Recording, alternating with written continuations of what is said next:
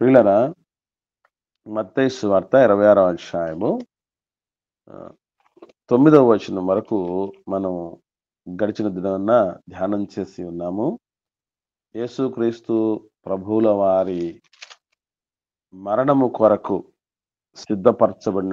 సిద్ధపరుస్తున్నటువంటి కార్యం ఏదైతే ఉందో అది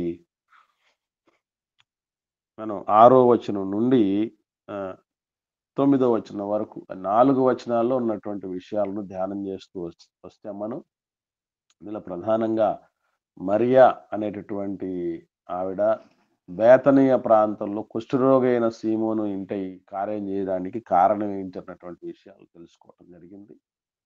అలాగే అత్తరు ఎంత విలువైనటువంటి దాన్ని ఆమె దాచి ఉంచిందో, ఎంతకాలం నుంచి దాని కొరకు ప్రయాసపడి ఉండినదో, ఆ సరైన సమయంలో సరైన వ్యక్తికి సరైన కారణం చేత దాన్ని సద్వినియోగపరచటం అనేది ప్రభువు అద్భుతమైనటువంటి ప్రశంసకి దారితీసింది.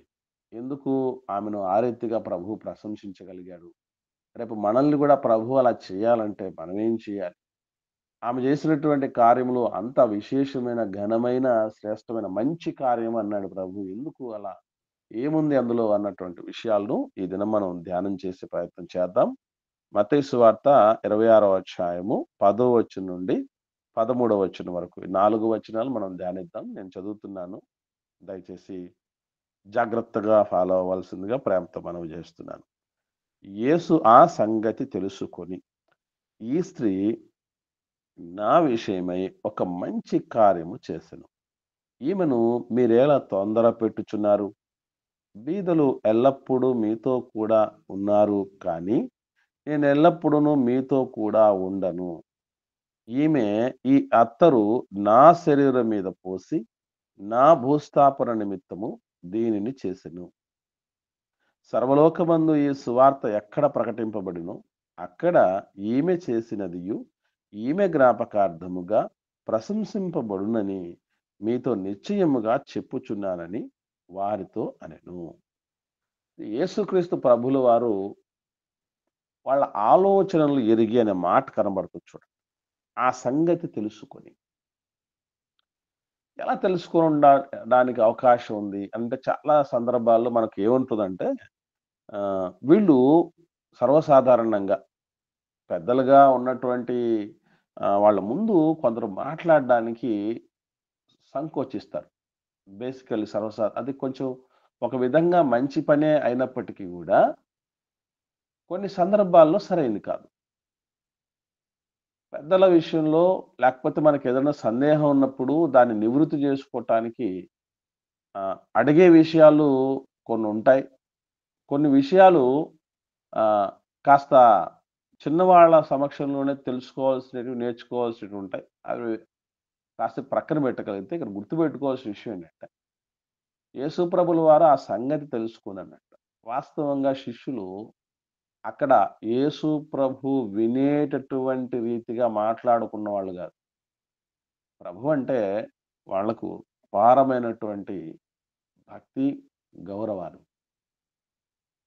ఆ భక్తి గౌరవాలతో ఏం జేయడం జరిగిందనంటే, ప్రభువు వింటే ఏ విధంగా రియాక్ట్ అవుతాడో అనే ఉద్దేశంతో వీళ్ళు చేసిన పనేంటి అనంటే వాస్తవంగా మార్క్స్ సువార్త చూద్దాం. ఈ సందర్భం 14వ అధ్యాయం మార్క్స్ సువార్త 4, 5 వచనాలు చూద్దామండి. మార్కు సువార్త 14వ అధ్యాయము 4, 5 వచనాల్లో అయితే కొందరు కోపపడి ఈ అత్తరు ఈలాగు నష్టపరచనేలా ఈ అత్తరు 300 దేనారముల కంటే ఎక్కువ వెలకు అమ్మి బీదలకు ఇయ్యవచ్చునని చెప్పి ఆమెని గూర్చి సనుగుకొనిరి. సనుగుకొన్నారు. సనుక్కుంటే ఏమైనా అర్థం అవుద్దండి? సనుక్కుంటే అర్థం అవుద్దా? ఒకసారి రెస్పాండ్ అవ్వండి బ్రదర్స్, సిస్టర్స్. సనుక్కున్నారు, గొనుక్కున్నారనుకోండి ఎవరికైనా అర్థం అవుద్దండి అది? కాదనా? ఎవరికీ అర్థం గాదు. కానీ మనకు ఒక విషయం అయితే తెలుస్తుంది. ఏమని చెప్పండి? వాళ్ళకి మాట సరిపోవడంలే అనేది వాళ్ళ ఏదో ముఖాల్లో. ఏదో వ్యతిరేకంగా మాట్లాడుకుంటున్నారు. ఏదో ఒక డిస్కషన్ జరుగుతుందక్కడ. ఏదో సంథింగ్ ఈస్ గోయింగ్ ఆన్. ఏదో జరుగుతోంది అనే విషయం మాత్రం సనుగుల ద్వారా తెలిసిపోతుంది. కానీ ఏం జరిగిందనేది మనకు తెలీదు. ఏదో జరుగుతోంది. ఏదో వ్యతిరేకంగా మాట్లాడుకుంటున్నారు. అది వాళ్ళకి మింగుడు పడట్లేదు. అది వాళ్ళకి సెట్ అవ్వట్లేదు. సరైనదిగా అనిపించటం లేదు అనేది మాత్రం తెలుస్తుంది గానీ, ఈ క్రమంలో వాళ్ళు ఏం మాట్లాడుకున్నారు అనేటటువంటి విషయం అర్థం కాదు. అది సనుగుతో వచ్చినటువంటి సమస్య. ఎస్పెషల్లీ బైబిల్ గ్రంథంలో కొత్త నిబంధనలో దేవుడెప్పుడు గూడా దేవుని బిడ్డలతో చెప్తున్న మాటేంటంటే, సనుక్కోవద్దని. అసలు సనుగు ఎంత ప్రమాదకరమైందో తెలుసండి? సనుగు ఎంత ప్రమాదకరమైందో మీకేమైనా ఐడియా ఉందా? పోనీ అంతవరకు వదిలేయండి. మనలో ఎవరైనా ఇప్పటిదాకా సనుక్కొనని వాళ్ళు ఎవరైనా ఉన్నారా? సనుగు ఎవరు లేదు కొనని నా. వారు. అందరం ఏదో ఒక రూపేణ ఎవరో ఒక విషయంలో, ఏదో ఒక సందర్భంలో సనుక్కున్నవాళ్ళు. ఇక మీదటి నుంచి ఆ సనుగులు మానేయడం ఉత్తమమైన పని. ఎందుకనంటే, దేవుడు సనుగులను ఎంత తీవ్రంగా పరిగణిస్తాడో ఆలోచన చేస్తే భయమేస్తుంది. ఒకసారి చూద్దాం. 10వ అధ్యాయం కొరింథీయులకు రాసిన మొదటి పత్రిక 10వ అధ్యాయంలో 10వ వచనం చూద్దాం. 10వ వచనం. కొరింథీయులకు రాసిన మొదటి పత్రిక పౌలు గారు 10వ అధ్యాయం 10వ వచనం. ఒకటి చదవండి. వీరు సనుగుడి సంగూకుడు, వారిలో కొందరు సణిగి సంహారకుని చేత నశించిరి. ఏంటిది? సన్నిగి చచ్చిపోయారా? సనిగితే చంపేస్తాడు దేవుడు. నిజంగానండి మనకు గనక ఆ చట్టం ఉండుంటే ఇప్పటికి అది మోషే గారి కాలంలో ఉన్నటువంటి చట్టం లాంటిది ఉండుంటే మనం ఎవ్వరం బతికేవాళ్ళం కాదు. ఎందుకనంటే మనం పెద్దల మీద సనుగుతాం, కట్టుకున్న వాళ్ళ మీద సనుగుతాం, బంధువుల మీద సనుగుతాం, పిల్లల మీద సనుగుతాం, ఆత్మీయుల మీద సనుగుతాం, దేవుడి మీద సనుగుతాం. ఉం? ఇలాగా ఎన్నో రీతులుగా మనం సనుగు అనేటటువంటిది, ఈ గొణుగుడు, సనుగులు అనేవి నిజంగానండి ఎంత సాత్వికులకు, ఎంత సౌమ్యులకు సైతం, ఎంత దీర్ఘశాంత పరులకు సైతం చికాకు తెప్పించేది, కోపం తెప్పించేదే సనుగండి. అంతవరకు ఎందుకండి? దేవుడు ఎలాంటి వాడు? అసలు ఆయన ఎంతో కృప కలిగినటువంటి వాడు. ఎంతో దయగలిగినటువంటి వాడు.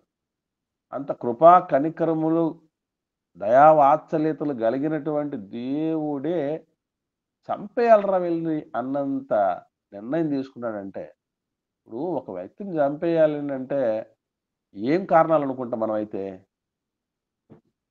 ఒక వ్యక్తిని చంపేయాలి, అంత అంత కోపం వచ్చింది లేదా అంత పెద్ద శిక్ష వేయాలని అంటే ఏ కారణాలు ఉండొచ్చు? ఏమండి? ఏ కారణాలు అయితే చంపేస్తారండి? మీరు చెప్పండి.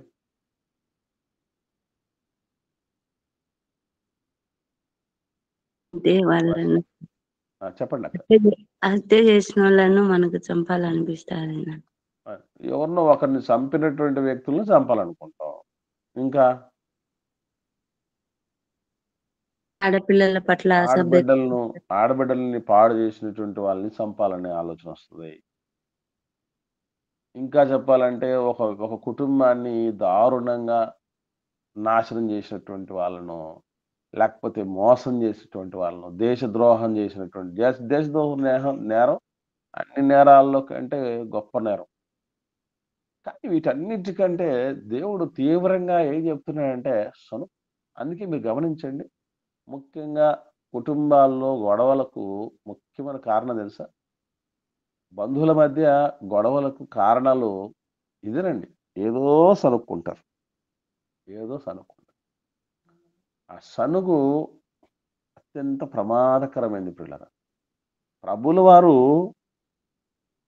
ఆయన సర్వజ్ఞుడు, అన్నీ తెలిసినవాడు గనుక శిష్యులు సనుగు వెనక అర్థం కాని తత్వం ఉందని అర్థమైంది ఆయనకి. బాగా వినండి. బాగా ఆలోచన చేయండి. యేసు ప్రభుల వారు ఉన్నారు కాబట్టి అక్కడ అరే వాట్ ఈజ్ వాట్ అనేది ఆయనకు అన్నీ తెలుసు గనుక సరిపోయింది. ఓహో! శిష్యులకు స్టాండర్డ్స్ తక్కువున్నాయి. వీళ్ళకు అసలు వాస్తవం తెలియలేదు. కనుకనే వాళ్ళు ఆ విధంగా సనుక్కుంటున్నారనేది ప్రభు అర్థం చేసుకున్నాడు గాబట్టి వాళ్ళను వదిలేయటం అనేది జరిగింది. కానీ మనం ఎవరి విషయాన్నైతే మనుషుల విషయంలో సనుగుతున్నామో, వాళ్ళు అంత మెచ్యూరిటీ కలిగిన వాళ్ళు కాదు గదా! ఏదేదో మనం చిన్న విషయమే సనుక్కున్నా గూడా వాళ్ళు ఎక్కడికో ఎళ్ళిపోవచ్చు. ఓహో! మమ్మల్ని ఆహ్, తక్కువగా అంచనా ఏయటానికో, లేకపోతే మమ్మల్ని చెడ్డవారిగా చిత్రీకరించటానికో, లేకపోతే మా ఎడల వాళ్ళు అపార్థం చేసుకుంటూ 10 మందికి వేరే విధంగా చెప్పటానికో, లేకపోతే మమ్మల్ని అర్థం చేసుకొని పరిస్థితుల్లో లేక ఈళ్ళు ఉన్నారు. వీళ్ళ పట్ల ఎంత చేసినా గూడా వేస్టే.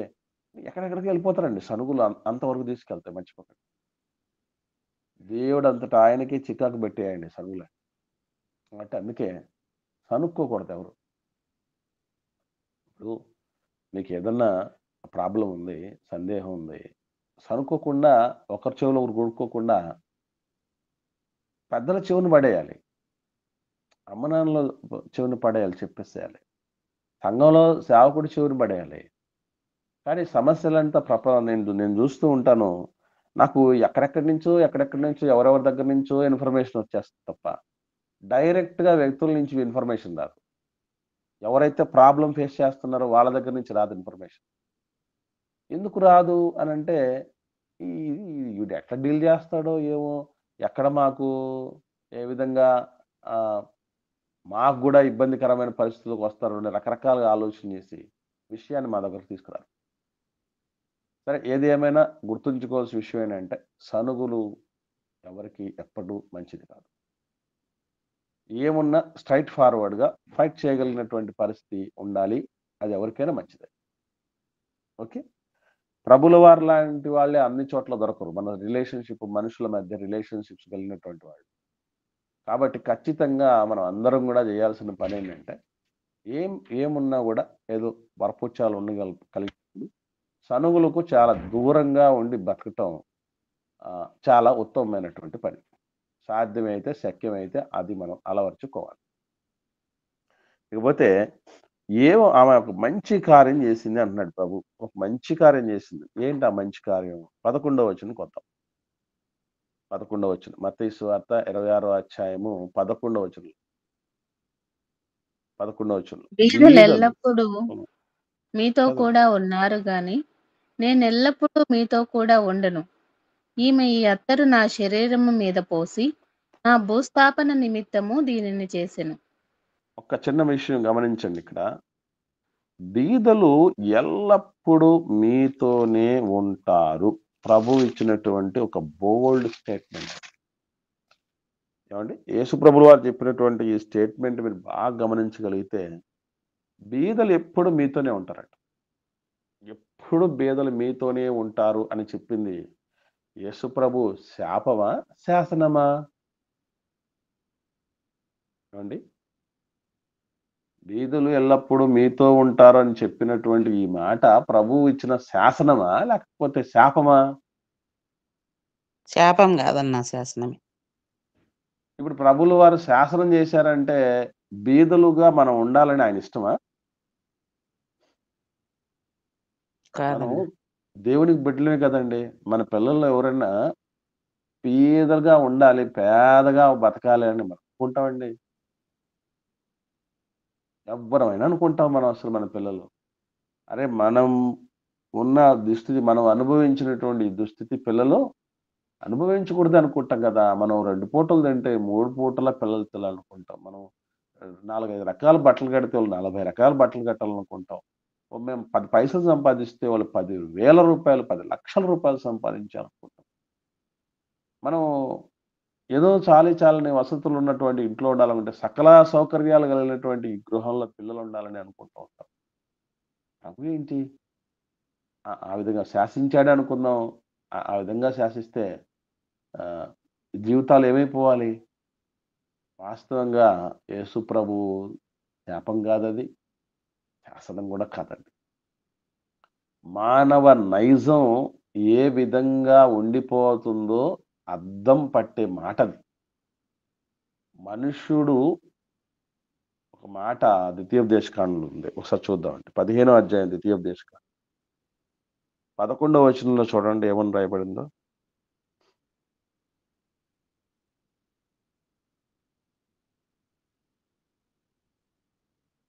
ద్వితీయోపదేశకాండం 15వ అధ్యాయము 11వ వచనం. బీదలు దేశములో ఉండక మానరు. అందుచేత నేను నీ దేశములో నున్న నీ సహోదరులకు దీనులను బీదలను అవశ్యముగా నీ చేయి చాపవలెనని నీకు ఆజ్ఞాపించుచున్నాను. ఎప్పుడో ద్వితీయోపదేశకాండంలో చెప్పిన మాట ఏమని చెప్తున్నానండి? బీదలు దేశములో ఉండక మానదు. నేను మీకు ఒక క్వశ్చన్ అడుగుతున్నాను, చెప్పండి. ప్రపంచంలో దాదాపు 250 దేశాలు ఉన్నాయండి. ఈ 250 దేశాల్లో బీదలు లేని దేశం ఉందా లేదా? బీదలు లేని దేశం ఏదైనా ఉందా? మనం అనుకుంటూ ఉంటాం ఏమనంటే ఉందన్న. కువైట్ దేశంలో బీదలు ఉండరన్న. ఒక్కరు కూడా బీదలు ఉండరు నాయనా. అవునన్న, అక్కడ ఎవరు అంత ధనికులే. ఒకవేళ మీరు పని చేసి దానికి పోయారు కదా, అప్పుడు వాళ్ళు ఎవరు అవుతారు? వాళ్ళు రిచ్ పర్సనే కదన్న, బీదలు కాదు కదా. చూడండి, గమనించండి. బీదలు అన్నటువంటి వాళ్ళు అసలు ఇక్కడి నుంచి అక్కడికి ఎందుకు పోతున్నారు మన వాళ్ళు? సంపాదించుకోవడానికి పోతున్నారు. అంటే సంపాదించాలనే ఆలోచన ఎవరికి వస్తుందండి? బీదలు ఇక్కడ డబ్బులు అక్కడే బీదలకే వస్తుంది. పోతారు. అసలు బీదలకే వస్తుంది. చాలా మంది మన ఇప్పుడు అంటే కువైట్ లోకి వెళుతున్నటువంటి వాళ్ళు ఎవరైతే నివసిస్తున్నారో అక్కడ నివసిస్తున్నటువంటి వాళ్ళలో పని చేయటానికి వెళ్ళిన వాళ్ళు కూడా ఉన్నారు. మరి ముఖ్యంగా చాలా చాలా దేశాల నుంచి వెళ్ళినటువంటి వాళ్ళు చాలా మంది ఉన్నారు అక్కడ. కాబట్టి ఇక్కడ మనం గమనించగలిగితే తెలుసుకోవాల్సిన సత్యం, ప్రపంచములో బీదలే లేనటువంటి నేల ఉండదు. ఏదో ఒక రీపైన అక్కడికి పని చేయటానికి వేరే దేశం నుంచి వచ్చి అక్కడ నివసిస్తున్నారు కదా వాళ్ళు. వచ్చి నివసించడానికి వచ్చినటువంటి వాళ్ళు పేదరికంలో వాళ్ళు నిజంగా బాగా సంపాదించుకోవాలనుకోండి, వాళ్ళు ఏం చేస్తారు? అక్కడ ఉండరు. కువైట్కి వెళ్ళి రిటర్న్ అయినటువంటి వాళ్ళలో చాలా మంది, కొంతమంది మీరు గమనించండి, ఉండలేక అక్కడ సంపాదించుకోలేక కూడా వెనక్కి వచ్చే వాళ్ళు ఉన్నారు. అవునా కదా? ఉన్నారు. సంపాదించుకోలేక వెనక్కి వచ్చినటువంటి వాళ్ళంటే వాళ్ళు అక్కడ ఎలా బతుకుంటారు? బతుకుండాలి, అంతే కదమ్మా. కాబట్టి ఇక్కడ మనం ప్రపంచంలోనే ఎక్కడ మనం చూసినా కూడా ఖచ్చితంగా బీదలు ఉంటారు. కాకపోతే ఇలా ఉండడానికి కారణం ఏంటో దేవుడు ఎప్పుడో చెప్పాడు. దేశములో బీదలు ఉండక మానరు. అసలు దేవుడు ఏర్పరిచిన దేవుని ప్రజలున్న దేశములోనే బీదలు ఉంటారని చెప్తే, నిజమునకు దేవుడెవరో తెలియనటువంటి వాళ్ళ మధ్య బీదలు లేని పరిస్థితులు ఉంటాయంటే మనం అస్సలు నమ్మడానికి లేదు. ఖచ్చితంగా ఉంటారు. కానీ ఇక్కడ గుర్తుపెట్టుకోండి, ఎందుకు ఉంటారు బీదలు? ఏదో దేవుడు శాసనం రాసినందుకు ఉంటాడా, లేకపోతే ఆయన శపించినందుకు ఉండడం జరుగుతుందంటే అది కాదు. మానవుని యొక్క స్వార్థ ప్రయోజనాల వలన బీదలు అలాగే మిగిలిపోతారు. అదే చెప్తున్నాడు ఇక్కడ దేవుడు అన్న మాట ఏంటి? ఎందుచేత బీదలు ఉన్నందుచేత ఏం చేయాలి అనంటే, నీ దేశంలోనున్న నీ సహోదరులు దీనులకు బీదలకు అవశ్యంగా నీ చెయ్యి చాపాలి అని. అంటే బీదలు ఎందుకు మిగిలిపోయారు చెప్పండి ఇప్పుడు? ధనుకులుగా ఉన్నవారు చేయి చాపమంటున్నారు. అదనమ్మా, వెరీ గుడ్. ఉన్నవాడు చెయ్యి చాపకుండా ఉండటం వల్ల, స్వార్థంతో బిగపట్టుకోవటం వల్ల బీదలు మిగిలిపోయారు. అంటే ఈ ద్వితీయోపదేశకాలంలోనే ఏ రోజో దేవుడు చెప్పేశాడు, పేదవాడు అప్పుడప్పుడు చెప్తూ ఉంటారు చాలా మంది, పేదవాడు ఏమైపోతున్నాడట? ఇంకా పేదవాళ్ళు పేదవాడు అవుతున్నాడట. ఉన్నోడు మరింత ఉన్నవాడు అవుతున్నాడట. ఎందుకురంటే ఇదిగో అవశ్యముగా చెయ్యి చాపేటటువంటి పరిస్థితులు కలిగినటువంటి వాళ్ళు లేరు. ఇది మనసులో పెట్టుకునే ప్రభువు చెప్పినటువంటి మాట ఏంటంటే, బీదలు మీతో ఎట్లా ఉంటారటండి? ఎప్పుడెప్పుడు ఉంటారని చెప్పారండి? ఎల్లప్పుడూ ఉంటారా? 20వ శతాబ్దంలో మొత్తం క్లియర్ అయిపోతుంది. 21వ శతాబ్దంలో క్లియర్ అయిపోతుంది. యేసు ప్రభుల వారి మాట అక్షర సత్యం. బీదలు ఎల్లప్పుడూ మీతో ఉంటారు. కానీ నేను ఉండను. Note this point. ఇది గుర్తుపెట్టుకోండి. ప్రభువు ఉండడు. అంటే ప్రభువు ఉండటం అనేటటువంటిది అందరిలాగా అందరితో జతకట్టాల్సినటువంటి సందర్భం, పరిస్థితి కాదు. వ్యక్తి కాదు కదా, సృష్టికర్త ఆయన. మనం అందరం ఈరోజు ఈ స్థితిలో ఉండడానికి మూలమైనటువంటి వ్యక్తి ఆయన. పరలోకంలో ఉండి కూడా పనిచేస్తున్న వ్యక్తి. మనందరికీ స్థలాలు సిద్ధపరుస్తున్నాయన. మన నిమిత్తము తండ్రి దగ్గర విజ్ఞాపన చేస్తున్నటువంటి ఆయన. ఈ భూమి మీదకి వచ్చి నానాయాగి మన కోసం పడ్డటువంటి ఆయన. అక్కడికి వెళ్ళినా కుదురుగా లేకుండా ఉన్నటువంటి మహనీయుడు ఆయన. అటువంటి వ్యక్తి మనతో ఉన్నప్పుడు, వాళ్ళతో ఉండినటువంటి ఆ టైం చాలా విలువైంది. ఆయన ఎక్కువ కాలం ఉండడు. ఉండినప్పుడు ఆయన్ని ఎలా చూసుకోవాలో, ఏ రీతిగా ఆయన నుంచి తెలుసుకోవాల్సినవి, నేర్చుకోవాల్సినవి, గ్రహించాలో అవన్నీ జరిగిపోవాలి. అందుకే చెప్తున్నాడు ఆయన, నేను ఉండను మీతో. బీదలు ఎప్పటికైనా మీరు సాయం చేయొచ్చు. ఎప్పటికైనా వాళ్ళకు సాయం చేయటానికి అవకాశం ఉంటుంది. ఇలాంటి విషయాలు చాలా మింగుడు పడవు చాలా మంది. యూద బోధకులలో టాప్ ప్రియారిటీ దేనికంటే రెండు విషయాలకు ఇస్తారట. యూదుల బోధకులు 2 విషయాలకు ప్రథమమైనటువంటి స్థానం ఇస్తారట. అదే ఇక్కడ చెప్తున్నటువంటి. ఒకటి, బీదలను కనికరించటం అనేటటువంటిది.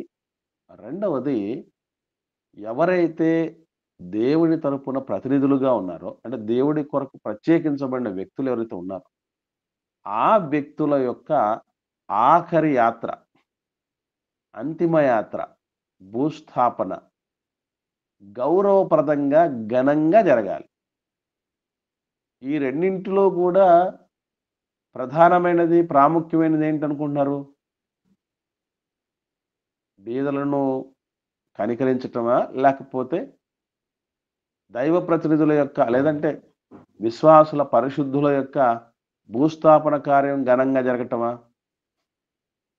భూస్థాపన కార్యక్రమం ఘనంగా జరగడం. ఎందుకు అంతకంటే? అంటే బీదలను కనికరించడం, బతికున్న బీదలను కనికరించే పని కంటే ప్రాణం పోయినటువంటి మిగిలినటువంటి ఆ దేహం, భౌతిక కాయాన్ని సమాధికి చేర్చడంకి అంత ప్రియారిటీ ఎందుకంటారు?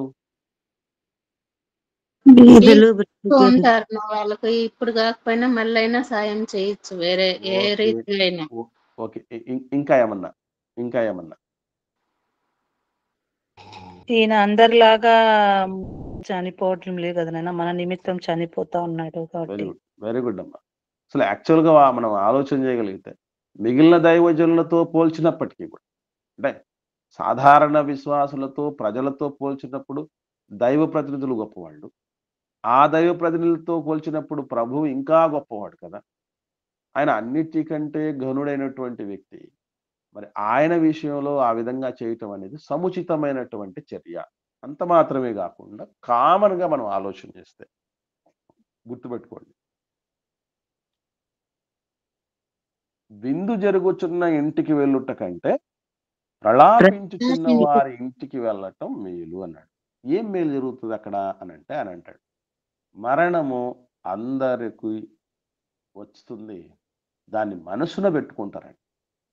అసలు ముఖ్యంగా ఇశ్రాయేలీల దగ్గర నుంచి, ఇశ్రాయేల్ చరిత్ర ప్రారంభమైన దగ్గర నుంచి సమాధి కొరకు చాలా చాలా చాలా తీక్షణంగా వాళ్ళు ఆలోచన చేసేవాడు.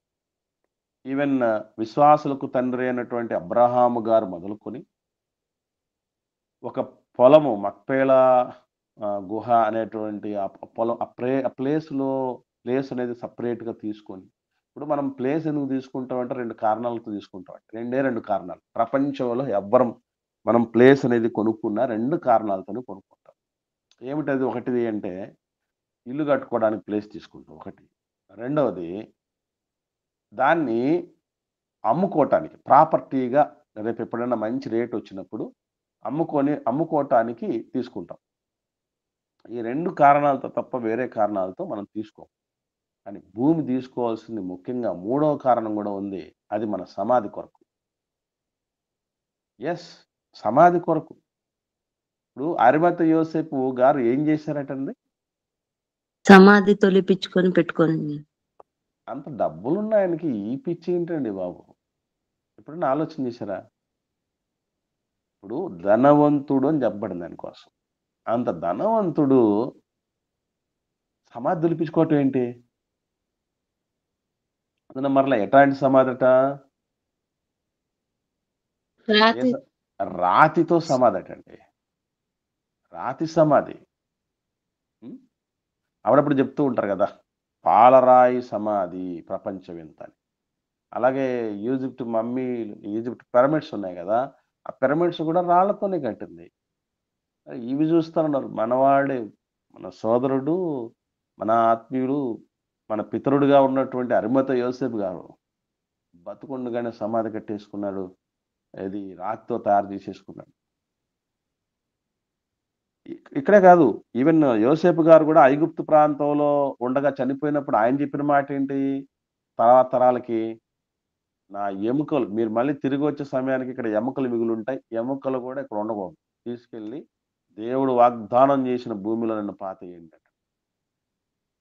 అంటే ఈ మరణం, దీనికోసం ఇంత ప్రియారిటీ ఎందుకు ఇవ్వాలంటే గుర్తుపెట్టుకోండి, ఆ వ్యక్తి ఎందుకు చనిపోవటము జరిగినది, మనము కూడా ఎలా ఉండి చనిపోవాలి, ఈ వ్యక్తి మరణాంతరము ఎక్కడికి వెళ్ళాడు, మనం కూడా మరణాంతం ఎక్కడికి వెళ్ళగలమా, వెళ్ళాలంటే ఏం చేయాలి, మరణం అనేటటువంటిది మానవుడికి ఎందుకు వస్తుంది, ఇదంతా కూడా సీరియస్ థింకింగ్ ఎప్పుడు జరుగుతుందంటే మరణ సమయాన్న చాలా సీరియస్నెస్ ఉంటుందండి.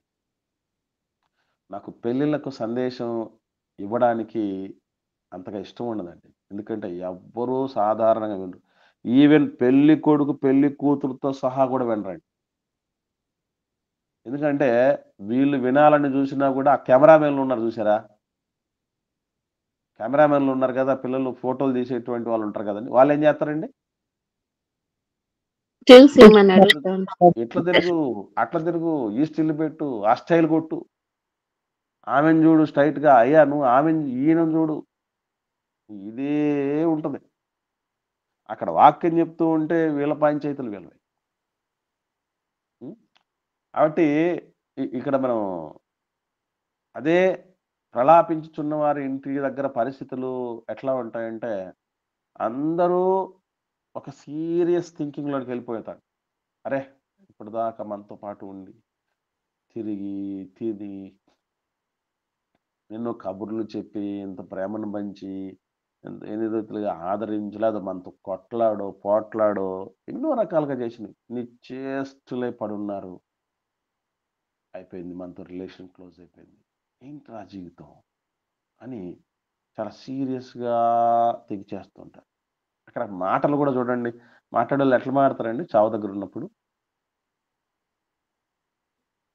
పెళ్లి దగ్గర మాట్లాడుకున్నట్టు గలగల గలగల గట్టి గట్టిగా పక్క పక్క ఎక్క నవ్వుతూ నవ్వులు ఎన్ని ఉంటాయండి? ఉండవు, ఉండనే ఉండవు. ఎట్లా ఉంటుంది పరిస్థితి అని అంటే చాలా సీరియస్గా చిన్నగా మాట్లాడుకుంటుంటారు. కాబట్టి ప్రియులారా మీరు గమనించండి, ఇవన్నీ కూడా జరుగుతూ ఉంటున్నాయి. అందుకే మరణము ఇచ్చిన సందేశం, ఒక మనిషి మరణం ఇచ్చిన సందేశం, ఒక సాధారణ వ్యక్తి మరణమే అంత గొప్ప సందేశం ఇస్తే, సృష్టికర్త సమాధికి చేరుతున్నటువంటి తరుణం అది ఇంకెంత గొప్ప సందేశం అయి ఉండాలి. అసలు మన విశ్వాస పునాది దేని మీద ఉంది? యేసు ప్రభు యొక్క మరణ సమాధి పునరుత్థానాల మీదే కదా ఉన్నది. కాబట్టి దాని కొరకు ఆమె ఏం చేసిందట అంటే, నా భూస్థాపన నిమిత్తం 12వ వచనంలో అంటాడు కదా, నా భూస్థాపన నిమిత్తం దీన్ని చేసింది. యేసు ప్రభు భూస్థాపన అనేటటువంటిది ఆ కార్యం ఏదైతే ఉందో, యేసు ప్రభువులు శిష్యులకు ఎన్నోసార్లు చెప్పాడు ప్రభుల వారు. నేను చనిపోబోతున్నాను, ఈ విధంగా జరుగుతుంది అని. మీరెవరు కలవరం పడొద్దు, మీరు నమ్మండయా అన్న ఈ విషయాలు ఎన్ని సార్లు చెప్పినా కూడా శిష్యులకి అర్థం కానిటువంటి సంగతి, ఆధ్యాత్మిక స్థితిలో, ఎదుగుదలలో, అవగాహనలో ఆమె చాలా ముందున్నట్టు అనిపిస్తుంది. శిష్యుల కంటే ముందున్నట్టు అనిపిస్తుంది. ఆమె నమ్మింది, ప్రభు యొక్క మరణాన్ని నమ్మింది. ప్రభు భూస్థాపన కొరకు ముందే సిద్ధపరచాలన్నటువంటి ఆలోచన చేసింది. కానీ శిష్యులు నిజంగానండి ఊరికే ఒక వ్యక్తిని ప్రభు ప్రశంసించాడు. ఆయన ప్రశంసించాడంటే చాలా గొప్ప కారణాలు ఉంటాయి. యేసు ప్రభువును పట్టుకున్న తర్వాత గెత్సేమని తోటలో శిష్యులందరూ ఏం చేశారండి? చెదిరిపోయారు, పారిపోయారు. వాళ్ళు పారిపోయిన వాళ్ళు, చెదిరిపోయినటువంటి వాళ్ళు సమాధి ప్రభు చనిపోయిన తర్వాత కూడా దరిదాపుల్లో కూడా రానటువంటి వాళ్ళు. కానీ ఈమె గొప్ప కార్యం ప్రభు అంటే, ఎందుకనంటే మా కోసమే వచ్చాడు మహనీయుడు, మా కోసమే చనిపోబోతున్నాడు, మాలో ధైర్యాన్ని నింపటానికి, మాలో ఒక కొత్త జీవితాన్ని తీసుకురావటానికి ఆయన పునరుత్థానం చెందబోతున్నాడు అన్నటువంటి నమ్మిక ఆమెలో కనబడుతుంది. గమనించండి.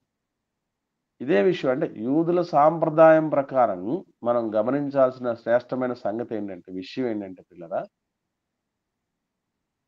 యూదుల యొక్క పద్ధతిలో అంటే ఒక సమాధికి చేర్చాల్సినటువంటి పద్ధతి ఏమిటంటే, యూదుల ఆచారం అని ఒకటి ఉంది. 19వ అధ్యాయం యోహాను సువార్త 40వ వచనం చూద్దాం. యోహాను సువార్త 19వ అధ్యాయము 40వ వచనంలో అరిమతయి యోసేపు గారు అలాగే నీకోదేము గారు, మనకు యోహాను సువార్త 3వ అధ్యాయంలో కనపడతారు కదా, ఆ నీకోదేము గారు అలాగే అరిమతయి యోసేపు గారు ఇద్దరు కలిసి ఏం చేస్తున్నారో ఒకసారి చూడండి. అంతటా వారు యేసు దేహమును ఎత్తుకొని వచ్చి యూదులు పాతిపెట్టు మర్యాద చొప్పున ఆ సుగంధ ద్రవ్యములు దానికి పూసి నారబట్టలు చుట్టిరి. ఆయనను సో ఇక్కడ మనం గమనించగలిగితే యూదులు పాతిపెట్టు మర్యాద చొప్పున, ఒక్కొక్కరు ఒక్కొక్క జాతిలో, మానవ జాతుల్లో, ఇప్పుడు జాతి కాదు కులానికి కూడా ఒక రకమైనటువంటి పాతిపెట్టు మర్యాదలు. ఎప్పుడన్నా మీరు చూసారా? కొందరు వ్యక్తులనట కూర్చోబెట్టి సమాధి చేస్తారు, తెలుసా మీకు? తెలుసు. కొందరు వ్యక్తుల్ని కూర్చోబెట్టి సమాధి చేస్తే, కొందరు వ్యక్తుల్ని నిలుచోబెట్టి సమాధి చేస్తారు. కొంతమంది అంటే సమాధి చేసే విషయమే కాదు, అసలు సమాధికి సిద్ధపరుస్తారు. చూసారా? ఆ పాతిపెట్టు మర్యాద, అన్ని ఈ మర్యాదలన్నీ ఈవెన్ మన వాళ్ళల్లో కూడా, క్రైస్తవుల్లో కూడా కొంతమంది ఎట్లా ఉంటారంటే, ఈ చాదస్తం ఎట్లా ఉంటుంది, అక్కడ జరిగినటువంటి తంతు ఒకటైతే ఇంకొక హడావిడి వెళ్ళదు. ఎట్లా ఉంటుందంటే, ఏమంటే మన వాళ్ళలో కూడా కొంతమంది చెప్తారు, క్రిస్టియన్స్ మన వాళ్ళు మీన్స్ క్రైస్తవులని నేను మాట్లాడుతున్నాను నేను. క్రైస్తవుల్లో కూడా తల ఏ పక్క అంటారండి కొంతమంది? ఉత్తరం వైపు తల పెట్టాలి అంటారు. తర్వాత సైడ్కు పెట్టాలట, స్ట్రైట్కి పెట్టకూడదట. అది కూడా విన్నారా ఎవరన్నా? సైడ్కు పెట్టాలి, స్ట్రైట్గా ఉండకూడదట, తల సైడ్కు ఉండాలట. ఈ ఒకటి కాదు రండి, అసలు ఎక్కడైనా దేవుడి బైబిల్లో కొత్త నిబంధనలో ఉత్తరం వైపు మాత్రమే తల పెట్టాలి ఏమన్నా ఉందండి? అది లేదు. అసలు ఎందుకని కొంతమందికి సమాధులే లేవండి బాబు. మోషే గారు మహానాయకుడు అండి, ఆయన సమాధి లేదండి. ఏంటది? ఏం చేయాలి మరి దానికి? కొంతమందిని కాల్చేశారండి విశ్వాసులు మొదటి శతాబ్ద కాలంలో. వాళ్ళకి యూదులు పాతిపెట్టు మర్యాద లేకపోతే క్రైస్తవులు పాతిపెట్టు మర్యాద లేకుండా పోయింది కదా, కాలి బూడిదైపోయారండి వాళ్ళు. అంటే ఇక్కడ ఏది ముఖ్యమైంది అనేది మర్చిపోయి మన వాళ్ళు ఏం చేస్తానంటే, తూర్పుకు మొహం ఉండాలి, లేకపోతే ఉత్తరానికి మొహం ఉండాలి, మొహం అటు తిప్పాలి, ఇటు తిప్పాలి, పాలు పోయాలి, మరలా ఏంటి ఇది కూడా చేస్తారు తెలుసా మన వాళ్ళు? చేస్తున్నారు లేదండి? 3వ రోజున పాలు పోయటానికి వెళ్ళాలి, పాలు తాగుతాడేంటి పోయినాయన? లేకపోతే కొంతమంది ఏం చేస్తారంటే ఏదో చనిపోవడానికి ముందు బతుకున్నప్పుడు మందు తాగుతూ ఉంటే మందు బాటలు పెట్టడం అక్కడ, సిగరెట్ తాగుతుంటే సిగరెట్ ప్యాకెట్ పెట్టడం. చూస్తున్నారా లేదా అలాంటివి? చూసాను. మాంసం బాగా తింటాడు. మంచి బిర్యానీ ప్రియుడు లేకపోతే ప్రియురాలు అనుకోండి. అది తీసుకెళ్ళి పెట్టటం. అసలు వాళ్ళందరూ అలా చచ్చిందే తాగి చచ్చారు. చచ్చిపోయిందే తాగి చచ్చిపోయారు. అయినా కూడా మళ్ళీ తీసుకెళ్ళి మందు బాటలు పెడుతున్నామంటే ఏంటి అర్థం? అసలు మరణము ద్వారా తెలుసుకోవలసిన విషయాలు గూడా గాడి తప్పాయి. అదుపు తప్పాయి.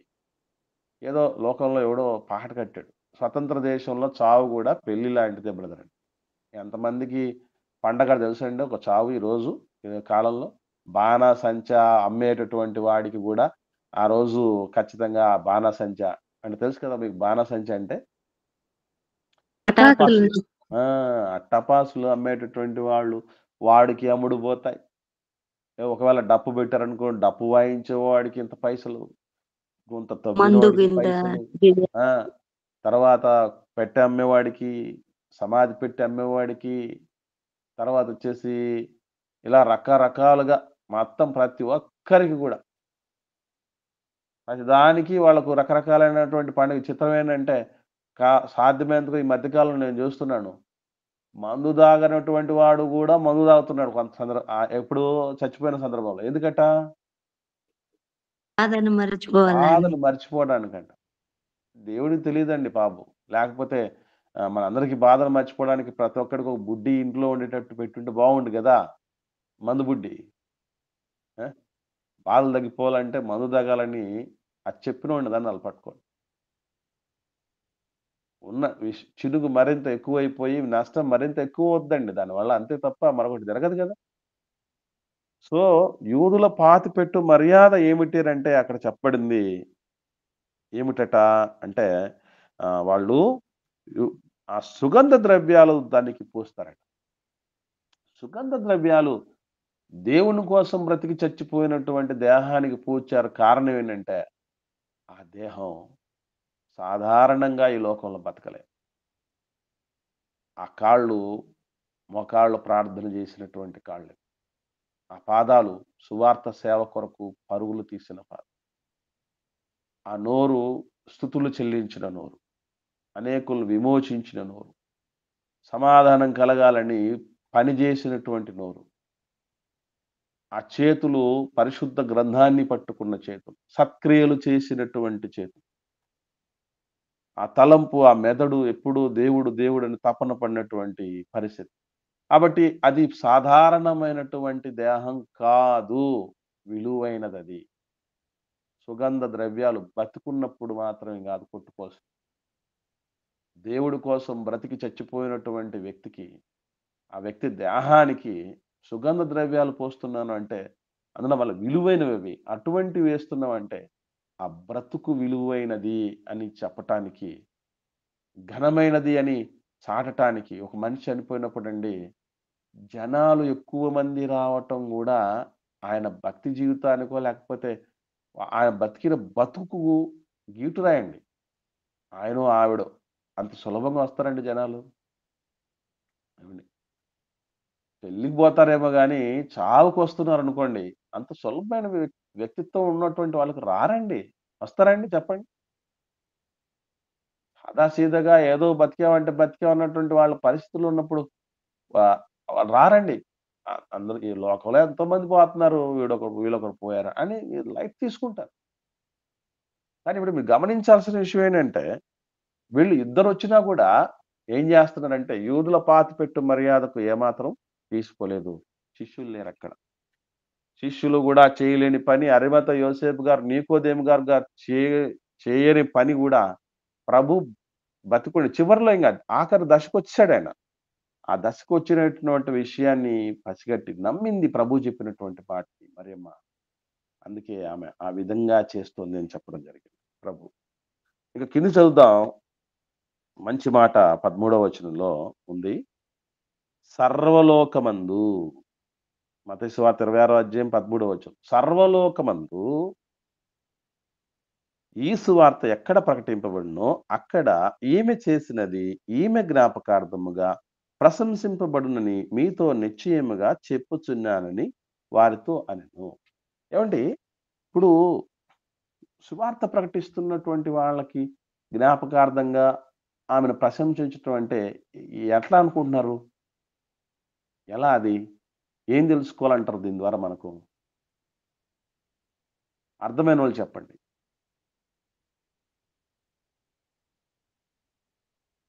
పోనీ ఎవరికైనా ఎవరికీ అర్థం కాలేదంటే ఇంక మీరు సైలెంట్‌గా ఉన్నారంటే ఎవరికీ అర్థం కానట్టే.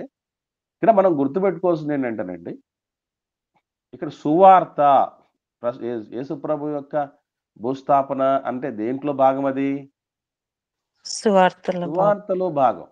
సువార్తలో భాగంగా ఉన్నటువంటి ఆ కార్యానికి ఆమె ఏం చేసిందనంటే, 1 సంవత్సరపు సంపాదనను ధారపోసింది. ఎందుకనంటే, ఎంత ఘనంగా జరిగిస్తే అంత మనిషికి స్ట్రైక్ అవుతుంది.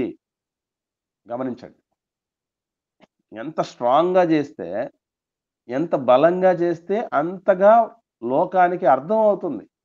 మనం అందుకే నేను యానివర్సరీ అనేది ఈ సంవత్సరం నుంచి ఎందుకు మెయిన్ టౌన్‌లోనే జరిగించాలి. ఒక మెన్యూ పెద్దది తీసుకోవాలి.